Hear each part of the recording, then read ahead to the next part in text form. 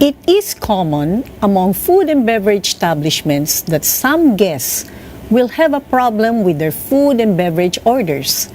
If a guest or guests are satisfied, it is better if they tell the service staff in order to set in place a course of action to solve the problem. The following are the guidelines when receiving guest complaints. First, welcome complaints from the guests and thank them at all times for raising the complaint. A food and beverage service staff should be open to listen and acknowledge the complaints from guests. Listen attentively and do not cut the guests while they're complaining. Keep a courteous but firm attitude and talk calmly so as not to offend the complaining guests and those nearby. Thanking the guests establishes a positive and cooperative atmosphere in which helps in making a rough situation smoother. Creating a positive atmosphere also shows willingly to listen and seriously in attending the problem raised. Being positive and friendly in dealing with guest complaints also sets the ground for a faster and more acceptable resolution. Next, apologize for the problem and inconvenience caused.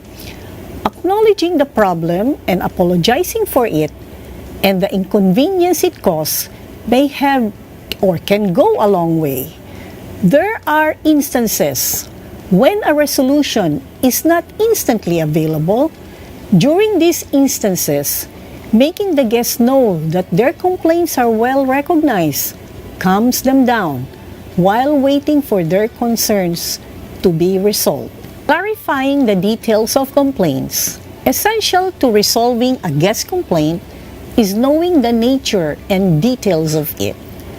This helps in making the issue clearer, not just for the staff, but for the guests as well. When talking to the guests, the staff should aim to know the following: name of the person or persons involved, details of time, dates, and monetary amounts if necessary, product or services that caused the complaint, factual details like what was done and what was said by whom, actions or even inactions taken by staff or other people. Identify and review options to determine the possible solutions. Most food and beverage establishments have an established plan when faced with guest complaints. This, together with the wants of the guests and the point of view of all parties involved, must be taken into consideration when determining possible solutions. 5. Agree and confirm action to resolve the complaint. After possible solutions have been laid for consideration, the process for looking and agreeing to solutions should start. It must be remembered that the solution you're looking for should resolve the complaint quickly, practically, legally, and even satisfy all individuals involved. Once the resolution has been agreed upon, it should be done immediately as soon as possible. When receiving a complaint from a guest, you should take a quick and effective action regarding the concern to ensure that the resolution will be completed according to the specified time or the resolution is agreed quickly. 6. Keep the guests informed. It is important guests are informed about the progress of the action taken towards the complaint.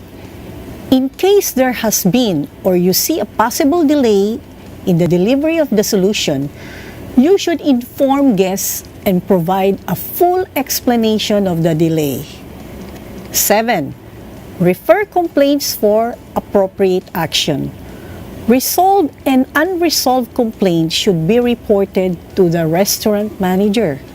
Resolved complaints will help in the formulation of new policies or the improvement of existing policies. Meanwhile, Unresolved complaints should be reported to a more superior restaurant staff for appropriate actions.